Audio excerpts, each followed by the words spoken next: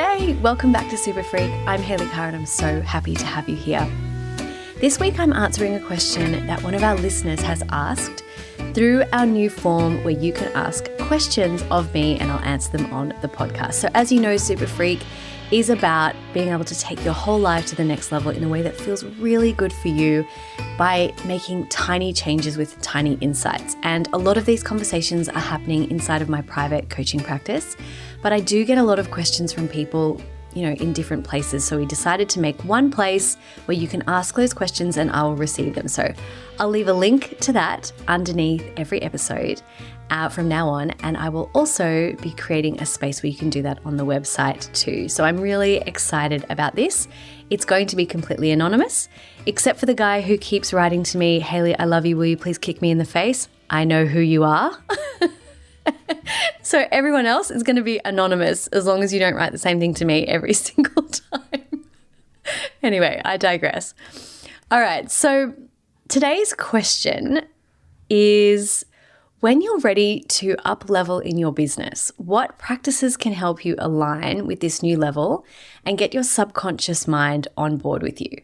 I love this question so much because it says so much about whoever asked this, that they know that you can't just force things to happen. Your subconscious mind is designed to keep you safe. Your subconscious mind is there to make sure that everything that you do every day, you don't have to think about it. Now that can work for and against you. It means that if you're used to a certain level of income, if you're used to a certain way of being, a certain way of showing up, there's a certain maybe dynamic in your family or in your relationship, then the way that you do things, you even have unconscious strategies for being happy, for being sad, for being frustrated, for getting triggered by things, for what you do to self-soothe when you're feeling stressed. We have unconscious, subconscious strategies for doing everything, including staying at a certain level. So when you are ready to or when your mind is ready to up level, to shift gears, to change, to get a different result, to experience something new, often what happens is your subconscious goes, nah, I'm scared of that. That's the unknown. I don't want to go there. And we can sometimes feel like we're pushing a little bit of a boulder uphill or working against our own subconscious programming. So for example, when someone wants to start a business and they've never had a business before, they've always had a full-time job, it is a very big leap to go from, I have this quote unquote secure income and I'm working in this business, someone else's business, and there's a way things happen. There's a way I make money that occurs through me having a job. Going from that to I have my own business, I'm responsible for my own income. There's a whole lot of new skills I have to have. I need to learn to sell my work and share my work and market my work. And if that work is you, if you're the business, there's a whole other thing to that. Like that can feel really scary. And sometimes your subconscious mind goes, no, we're not doing that. That's ridiculous, because we grew up hearing all this messaging from our community, our family, where we went to school that says business is risky, business is volatile, you shouldn't do that. And because we haven't actually addressed that, even though logically you might think having a business is a great idea, I've got a fantastic idea, I've got the skills, I know, you can be fighting against your subconscious, which deep down is saying, this is really unsafe. This is not okay. This is not what we're going to do. So that's what this person is asking. Like, how do I get my subconscious mind on board with what I'm doing when I'm ready to take a new leap? And it does not just refer to business. This can be absolutely everything. Your subconscious mind is in control of like 95, possibly even more % of every system that is going on inside your body, your mind, your heart, your actions, your feelings, your thoughts, your beliefs. It is everything. So focusing on the subconscious is actually one of the first places I want you to go when you're ready to up level. I don't really like that term up level. I think maybe it's overused, but let's just go with it today. So I remember when I was a martial artist, you've heard me tell stories like this all the time, but I was going from I was this kind of kid who was just training all the time to I wanted to be the world champion. Like there's an identity shift that needs to happen there. I've had business owners who are already in business making really great money, and they're like, how do I go to the next level? How do I create more lifestyle in my business? How do I make more money and work less time without necessarily doing something that feels uncomfortable or unethical or weird or wrong for me to do? Like, what does that look like? All of this is where we need to start excavating at the subconscious level to look at what is in the way between you and where it is that you want to go. And often what's in the way, you could probably run a list of things off the top of your head like, well, I need more money, or I need more time, or, I need these skills. Like, there are practical kind of tangible things, but then there are also subconscious things. And the subconscious, sub meaning below the conscious mind, below the conscious thought, out of our conscious awareness, is where our beliefs come in, our emotions come in, our memories come in, our triggers come in, the things that we believe are true for us and available for us. That's our internal limit. That's where discomfort kind of comes in. So you would have heard me say this before, but I love encouraging people to get really comfortable with discomfort. I probably say this every episode in different ways, but being a super freak is all about understanding which parts of your mind and what your mind is telling you should really listen to and pay attention to and honor, like your intuition, and which parts of your mind it's okay to put down, and how to tell the difference between fear and intuition. Intuition is very smart. It won't yell at you. It's not mean. It's rarely loud, but it's very consistent, which can feel loud. Fear is very loud. It's noisy. You can break fear. You can shift fear. You can move out of fear. Intuition doesn't change. It's the same thing. It possibly gets stronger and stronger, but I don't know about louder and louder. So being able to tell the difference between what is my intuition and what is just fear is the first step. It's really important. And I believe that this is a practice that everyone has the ability to utilize and everyone has the ability to get really good at. But we are so often quite far away from being able to be connected to our intuition. If you've had any form of trauma, or if you've had, just even a difficult time or a rough experience, or you've been in a lot of stress lately, which a lot of people have been, it can feel a little bit more difficult to get in touch with your intuition, but I want to reassure you it's never not there and it's never not been there. It's just that sometimes, often we're more conditioned to listen to the programming and thoughts of other people and other people's opinions and the very loud messaging we get about how life works from other people, from community, from family, from even workplaces and friends and things like that. That can work both with us and against us. I'll talk about that later. But what I want you to know is your intuition is something that you will feel, and if it's telling you to do something, you will naturally feel like you want to lean into it. You'll naturally feel excited. You'll naturally feel a little bit expansive when you think about it. Fear can be there at the very same time.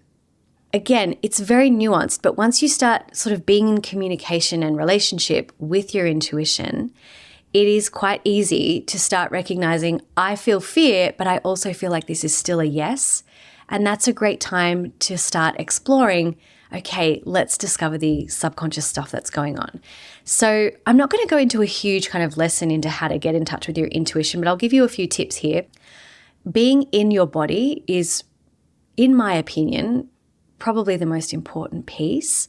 And being in your body can mean, just coming back to paying attention to how you feel. It can be being in nature and moving your body. Not everybody has access to being able to just move their body all the time, but being in nature, being quiet, being able to feel temperature on your skin and just pay attention to the sensations and how you're feeling. It's very powerful. When you're feeling a no in your intuition, people will feel it in different places, but I think one of the best pieces of advice I've ever had with intuition is think about something that makes you feel really good, that you know is a yes in your body, and feel where you feel that and how you know it's a yes. And for me, when I think about a yes, I think about mangoes and my husband and my dog and where I love to live and my business and things that make me feel happy. And I'm yeah, I can feel that in my stomach, wrapping around the back of my spine. It just feels so good. And then when I think about something that feels like a no, and it's when people don't have integrity or they lie.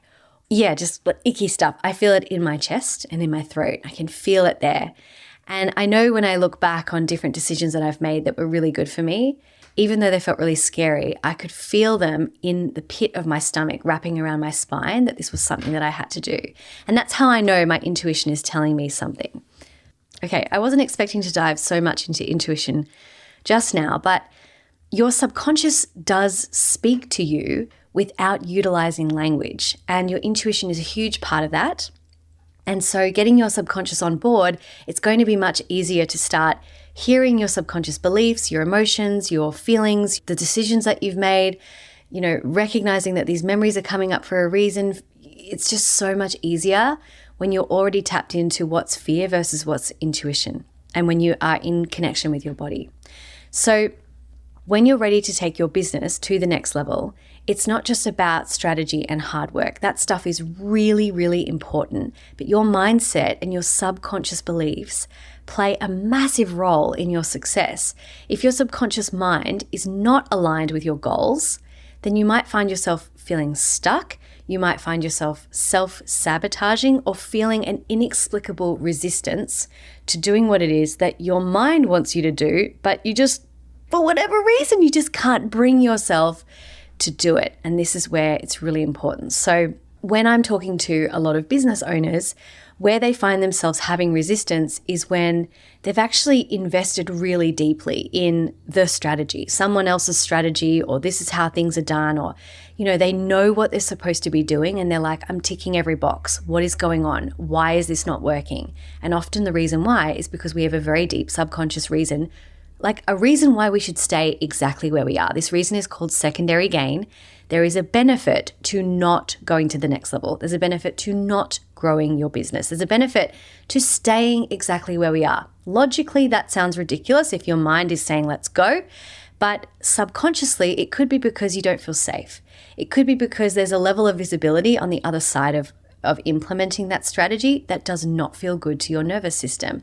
Maybe you're thinking about, this is a really common one, there are people that maybe you went to school with or you went to university with, or people from your past career who would see you doing your new thing and they might judge you, or family members or whatever. That is actually one of the most common pieces of resistance for why people struggle for years and don't take their businesses seriously. So yeah, getting your subconscious on board is all part of that. So let's get into what things that you can do to actually help your subconscious mind get on board with what you're doing. I'd say the first thing is just having a regular ongoing practice of tapping into your intuition. That's most important. Secondly, is being able to recognize and understand that there is this thing called secondary gain. So I'm going to give you some tools and practices, but a lot of this is looking and being able to ask yourself questions like, hey, what might be a reason that doesn't necessarily make sense, but if there was any reason for me or any benefit to not going to this next level, what might it be?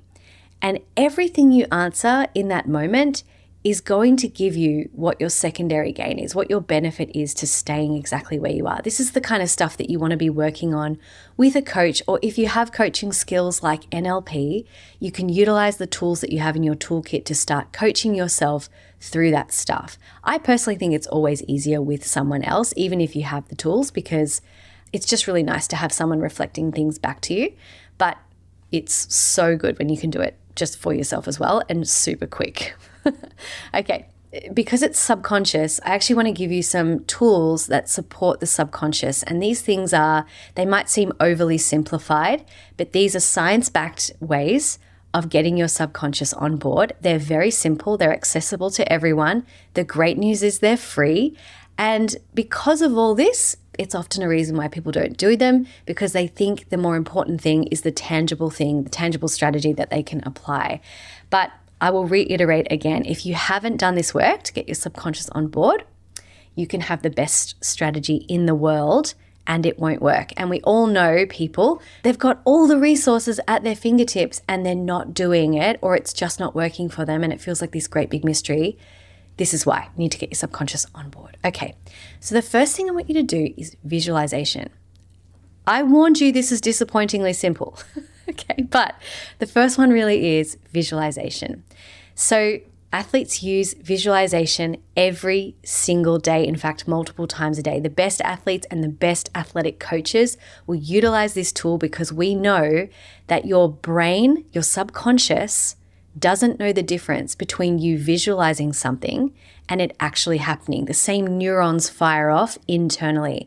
So you can actually heal your body. You can practice. I improved a lot of my skills as a martial artist utilizing visualization as I was laying in bed. I taught myself how to kick people in the head.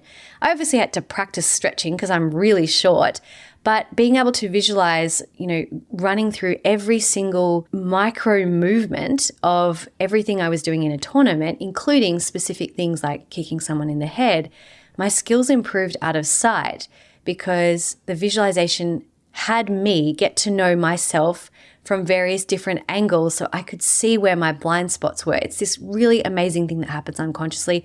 Not only that, the same neurons are firing off when you're actually doing it. So the key with visualization, there are a few ways you can do it. The first tip is you need to make sure that when you're visualizing it to go perfectly.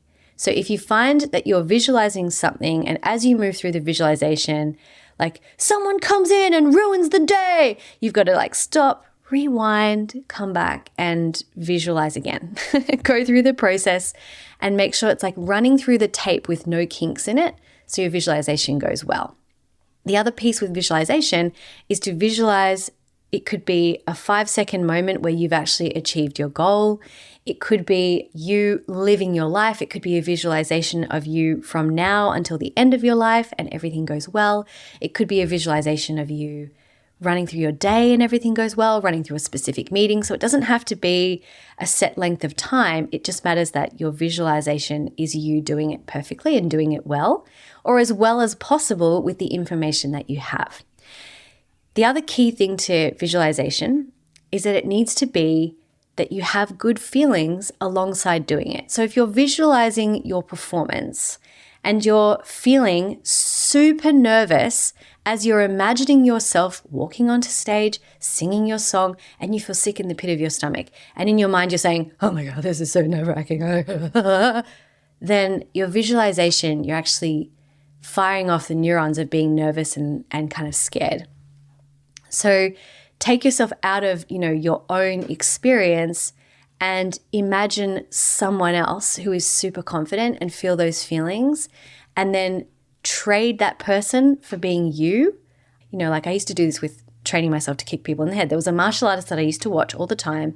He was so flexible with his legs, and I would watch him in my mind's eye, watch him doing what he was doing, and then I would imagine it was just me inside his body and I could see his hairy leg kicking someone in the head, and his gi pants would slide up his shin and I could see these hairy legs, and I was like, this is what it feels like. This is where my body is placed. This is what my core is doing. This is what my breath is doing. Okay, cool. And eventually I would replace him for me. And over time, I could easily visualize myself without thinking, oh my gosh, this is going to hurt my leg, or oh my gosh, this is so fast. I could visualize myself doing exactly the same movement in exactly the same way. So the other thing with visualization is that you need to be able to step in and out of your own body. So you're both in your body experiencing the thing and stepping out of your body so you can see yourself doing the thing as well. I hope that makes sense. So that's the first thing, is visualization, knowing that you are firing off the same neurons when you visualize. So to recap visualization, I want you to practice visualizing it going as well as possible. I want you to feel the feelings of it going well. I want you to get to know this time and this experience, this result that you want. Teach your body, teach your cells, this is what it is. This is how it feels. This is the result. This is normal. Because when you can teach your brain and your body where to go, it will naturally flow there. But also step in and out of the visualization. Okay, so you're seeing it through your own eyes and you're also seeing it from other people's perspective of you doing that thing.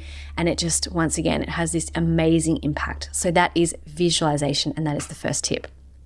The second is the way that you talk to yourself. So this can be thought of as affirmation. It can also be thought of as just natural self-talk. So there's two parts to it. One is being aware of how you're speaking to yourself, being aware of what you're saying, being aware of your thoughts, because that is affirming what you believe is true. And if you're noticing what you're saying to yourself, like, oh my gosh, this will never work, or oh, I'll never get out of debt, or oh, it's never going to work for me. If you're noticing that in yourself, you need to stop and drop and actually change what you're saying to yourself. And then affirming or affirmation is saying something that feels really good until it feels like it's true for you. And again, this is something people have resistance to. I think where people go wrong with affirming and affirmation is, well, they're going too far. Like they're in debt and they're going from feeling like they're in debt and it's really stressful and whatever. And then they start saying to themselves, I am so rich. And like in their mind, it just instantly brings up resistance because they're like, that doesn't feel true for me. Or this is so easy when it actually feels really difficult. I think the key with affirming and affirmation and positive self-talk, let's call it positive self-talk, that feels right, is just to pick a better feeling thought, a better feeling phrase. So rather than, I'm so rich or everything's so easy or like, I want you to say something like, every day I'm learning, every day I'm getting better. I love the feeling of improving. Like say something that genuinely still feels true and yet it feels better than what you're saying right now. That's the key with affirming and positive self-talk. It's a positive statement that can help eventually reprogram your subconscious mind because you're utilizing one more way information comes in, and that's your self-talk. You're actually giving yourself information with self-talk, and it replaces your interesting ideas, your negative thinking, with more useful ways of talking to yourself. So I want you to create a list of interesting ideas that you have, maybe the way that you're thinking. I call them interesting ideas. I don't like calling them limiting beliefs. But I want you to create a list of all the things you're currently saying to yourself about this new reality that you're trying to create, and ask yourself, is this helpful? Is this getting me closer to where I want to go? Is it helping me create the life that I want? Is it in alignment with that? As in, does this phrase match? If I was already there, would I be saying this to myself? And if it doesn't, I want you to create a new list. What would I be saying to myself if I was already there? And if that feels too far away, what would I be saying to myself if I felt like I was already on the journey and things were working? And you know what? Just saying to yourself, it's working. Every day I find new ways I'm improving and I'm making progress and I'm really proud of myself. That's a great way to affirm things. So that's the second one, is affirming to start moving your subconscious from one place. You're just getting onto a new set of train tracks. Okay. The next one is mindfulness and being present. So this is more of an action-taking kind of tip, but when you're in the process of working towards what you want, a huge goal, it can feel like there are so many things that you need to do, and everything feels important and everything feels urgent and everything feels really big. And I want you to ask yourself, what's important right now? Not tomorrow, not next week. What is the one thing I can do right now that will move everything forward, that will make every other task irrelevant? What's the one thing I can do right now that is going to have the biggest impact, that will bring me a sense of relief in 12 months, or that completely lines up with where it is that I want to go? What is the one thing that is most important right now? I personally find that the way to help myself stay connected to that and stay present and stay able to focus is my meditation practice.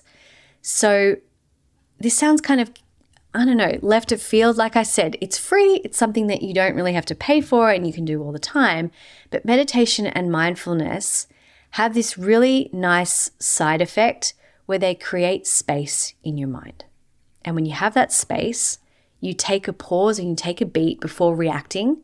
You take a pause and you take a beat before diving into something and just getting into action, instead of really stopping and pausing to think about what would be the most useful thing to do and the most useful use of your time. And the meditation and mindfulness is just fantastic for helping you prioritize those things and really get clear. So presence, meditation, mindfulness, not just for the sake of, they're awesome things to do, but for the side benefit of that it helps you stay present and get to what is most important right now, so you can be really focused, really clear, really calm, and very, very creative. So it's going to help you Once again, normalize in your nervous system and align with where it is that you want to go.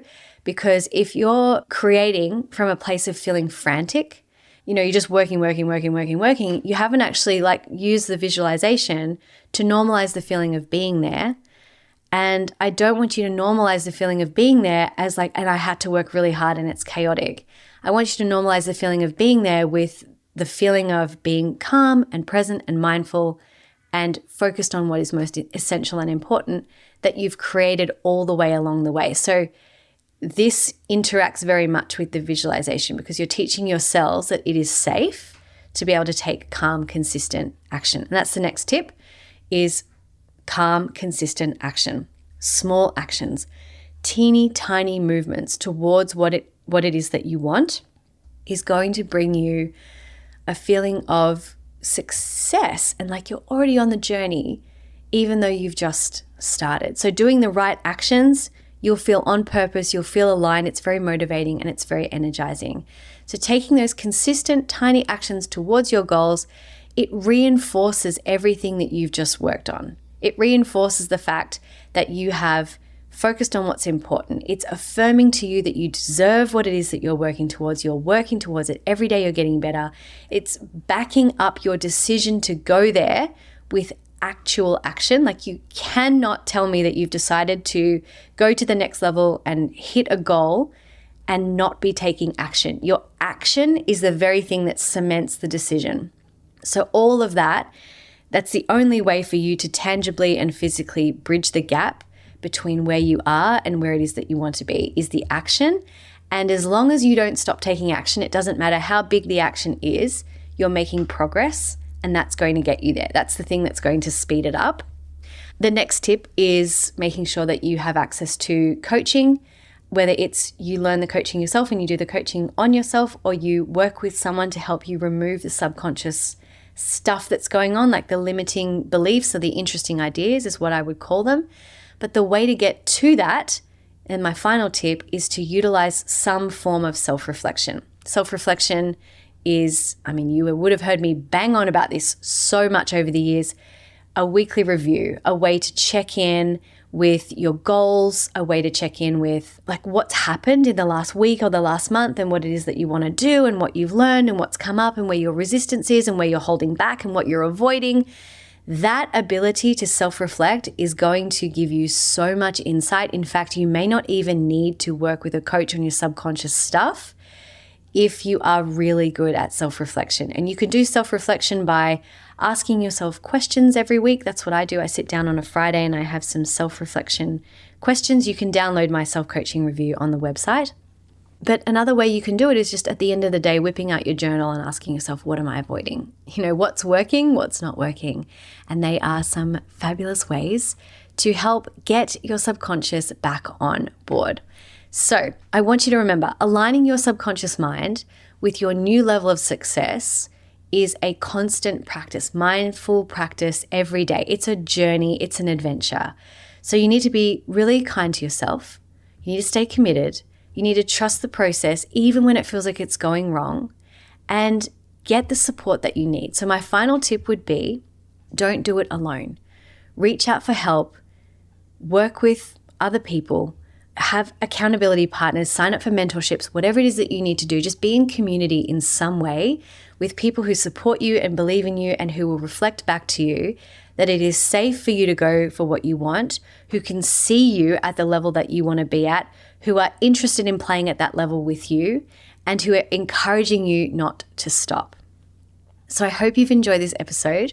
It's just me kind of riffing on some things I want you to think about when it comes to aligning your subconscious. But the main thing that I want you to know is that it is safe for you to have what it is that you want. And all you're ever doing is removing the resistance between where you are and where you want to be. Everything you want is available to you in some version of reality, and it's available right now. What is in the way of that? It's not that you have to push towards something to move towards it.